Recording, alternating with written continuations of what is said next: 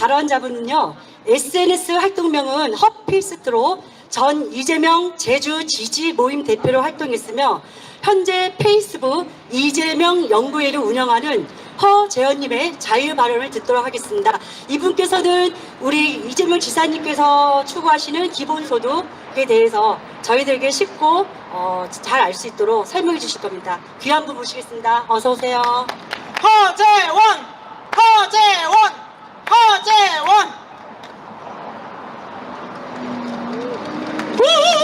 예, 안녕하세요. SNS 아이디 허피스트라고 합니다. 반갑습니다. 오늘 우리는 시대 정신을 온몸으로 구현하고 있는 어떤 분을 위해 모였습니다. 그는 무슨 주의자도 아니고 좌파 우파도 아니며 오로지 기존의 법과 규정을 잘 지키면서도 실사구시의 정신으로 억강부약하면은 더 나은 세상을 만들 수 있다는 사실을 매일매일 보여주고 있는 분입니다. 그러면 이런 분은 우리 모두가 존중해주고 계속 일 잘하시도록 지켜줘야 하는 것이 당연한 상식입니다. 그런데 너무나 이상하게도 어떤 사람들은 이분이 여성과 스캔들이 있네, 모친에게 쌍욕을 냈네 하는 가짜뉴스를 퍼뜨리면서 심지어 기소도 하고 재판에까지 이르렀습니다. 왜 그럴까요? 우리 모두가 알고 있습니다. 이분을 끌어내리지 않으면 앞으로 자신들은 그동안 불법과 불공정을 통해 편하게 즐겨온 것들을 더 이상 즐기지 못할 것이라고 예감하기 때문입니다. 그러기에 그들은 충무공을 죽이려고 했고 조광조를 죽였고 정조를 죽였으며 노무현도 죽인 것입니다. 그들은 이제는 이분을 끌어내리려고 터무니없는 중상 비방을 하며 안간 힘을 쓰고 있습니다. 위대한 우리 국민들은 지난 2016년 촛불혁명으로 마침내 축적된 온갖 모순을 해소하려는 담대한 발걸음을 내딛었습니다. 그런데 세계 10위권의 경제력과 전 세계가 찬탄하는 한류 문화가 선도하는 가슴 벅찬 우리 민족의 도약을 눈앞에 두고 마지막으로 해결해야 될 과제가 있습니다. 그것은 바로 우리 사회의 공정성입니다. 정부도 정당도 언론도 시민들도 모두 공정한 사회를 이룩하자고 말합니다. 그런데 아직 이루어지지 못하는 현실, 왜 그렇습니까? 이는 양심을 가진 중간 권력자들 다수가 아직도 자신의 양심을 팔고 있기 때문입니다. 중간 권력자는 누구입니까? 바로 공무원, 기업의 간부, 군대, 장교 같은 사람들입니다. 특히 국민 개개인의 삶의 질에 결정적인 영향을 끼치는 관료와 공무원들이 중요합니다. 그들이 양심을 팔아 법과 규정을 위반하여 행동하거나 상식과 공감에서 벗어난 결정을 할 때 어떤 국민은 극단적 선택을 강요받기도 하고 또 어떤 국민은 자신의 능력을 발휘하여 가족과 사회와 국가에 기여할 수 있는 기회를 박탈당하기도 합니다. 임진왜란 무렵 선조는 백성들에게 인기 있는 이순신으로부터 자신의 권력이 위협받을까봐 두려웠지만은 국가 누란의 위기에서 너무나 우수한 인재를 발탁하지 않을 수 없어 마지못해 이순신을 등용했는데 태안과 예지력을 지닌 유성룡의 강추로 이순신을 초고속 승진시켜 삼도수군 통제사로 임명하였습니다. 선박 건조와 운항기술을 축적해온 남해안 주민들의 협업에 힘입어서 이순신이 외란 발발 하루 전인 1592년 4월 12일 아슬아슬하게 거북선 20여 척과 엄청난 양의 화포를 비축하고 거북선에서 화포 발사 실험을 마친 것은 우리 역사에서 하늘이 도와준 기적이라 아니할 수 없습니다. 그러한 충무공의 백전백승 덕택에 나라를 지킬 수 있었음에도 선조는 나중에 전투 현장에 지휘관을 무시하고 무모한 작전 명령을 내리기도 하고 원균이 이순신에게 가하는 터무니없는 비방을 두둔하기도 했으며 마침내 명령 불복종으로 갓도를 놓쳤다며 해임하고 투옥하고 고문까지 가하더니 차명을 하기로 마음먹었습니다. 이때 양심적이고 힘있는 중간 권력자였던 유성룡과 권율, 이덕형도 나서지 못하고 침묵하였으나 오로지 판중추 부사 정탁이라는 사람이 용기 있게 나서서 이렇게 말했습니다. 이순신은 명장입니다. 죽여서는 안 됩니다. 현지 지휘관의 결정이 전쟁에 이로운지 해로운지는 먼 곳에서는 헤아릴 수 없습니다. 이순신이 그때 갓도와의 전투에 나서지 않은 것은 필시 무슨 뜻이 있어서일 것입니다.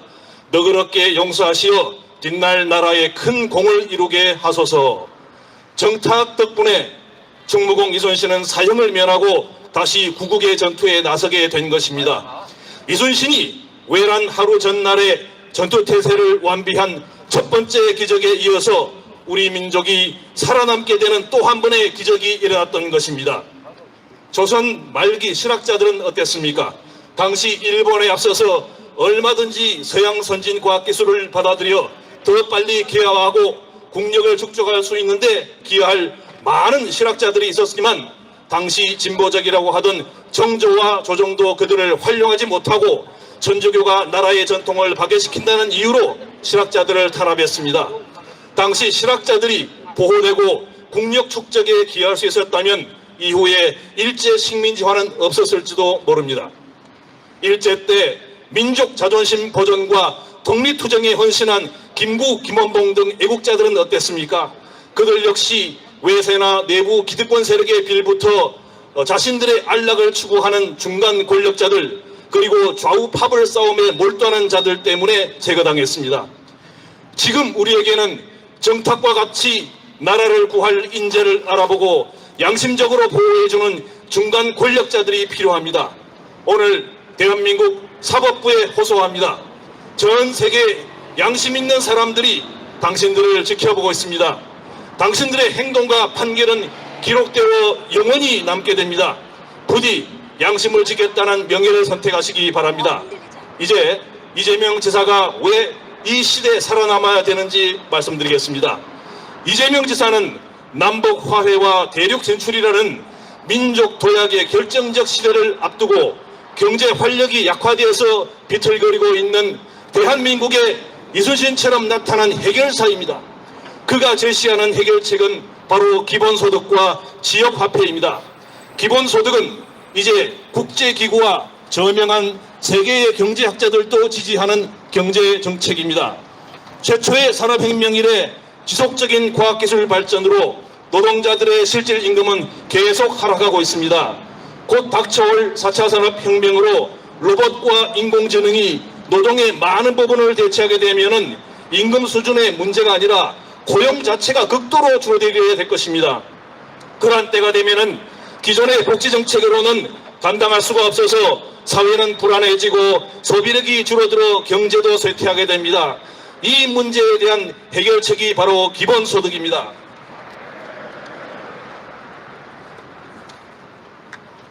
매월 일정 금액을 국민 개개인 모두에게 계속 지급하면 이 돈으로 술 먹고 마약 먹는 게 아니라 자신과 가족의 더 나은 미래를 위한 준비에 주로 투자한다는 것이 그동안의 외국의 실험으로 입증되고 있습니다. 특히 기본소득은 청년에게 공시족이 되거나 부동산 임대업자가 되는 것 말고도 충분한 시간 동안 준비를 통해 의미 있고 보람 있는 일을 할 수 있다는 희망을 줄 것입니다.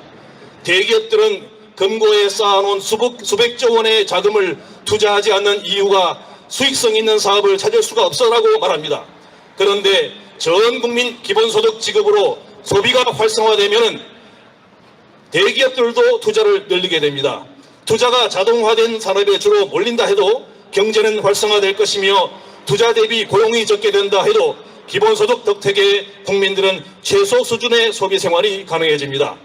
기본소득의 재원으로는 다양한 아이디어가 나오고 있는데 가장 현실적인 소스는 국토 보유세입니다.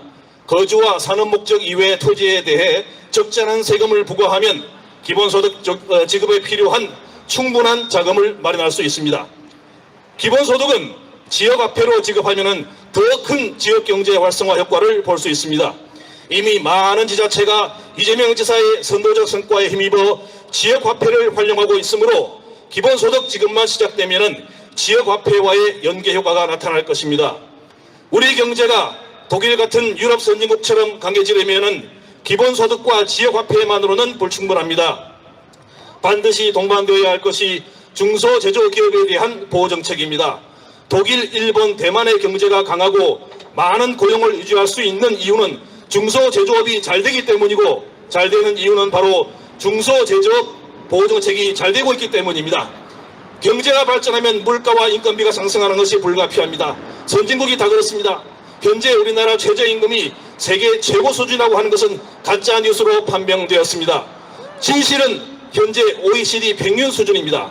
그러므로 중소제조업체가 경쟁력의 압박을 돌파하기 위해서는 인건비를 줄이는 게 아니라 다른 방법, 즉 기술 개발이나 디자인, 유통, 제조 방식에서의 혁신을 추구해야 합니다. 그러나 이러한 혁신을 달성해도 대기업이 막강한 자금력과 로비력으로 중소기업의 혁신을 탈취해가면 중소기업은 좌절하고 맙니다. 따라서 이러한 일이 일어나지 않도록 대기업의 불공정 행위에 대해서 강력 처벌하는 법 규정을 완비하고 실행해야 합니다. 이렇게 경쟁력 있는 중소제조기업들이 살아남고 활성화되어야 대기업과의 협력을 통해서 한국 상품이 경쟁력을 강화할 수 있습니다. 이것이 바로 억강부약입니다. 억강부약이라는 것이 부자들 돈 뺏고 대기업 죽이자는 게 아닙니다. 이처럼 기본소득과 지역 앞에 공정경제를 통한 나라 발전과 국민 행복 수준 높이기는 누가 잘할 수 있습니까? 바로 실사고시의 정신으로 억강부약하면 더 나은 세상을 만들 수 있다는 사실을 매일매일 보여주고 있는 이재명 아니겠습니까? 맞습니까? 그러므로 그가 일할 기회를 박탈한다는 것은 단순히 일개 지자체장을 무력화시키는 게 아니라 대한민국 경제위기 탈출과 국민 행복도 높이기를 방해하는 행동이 되는 것입니다. 다시 한번 양심 있는 분들의 올바르고 용기 있는 행동을 촉구합니다. 마지막으로 구호 한번 외치겠습니다. 제가 이재명 하면 여러분들은 억강부약 해주시기 바라겠습니다. 이재명! 이재명! 억강부약!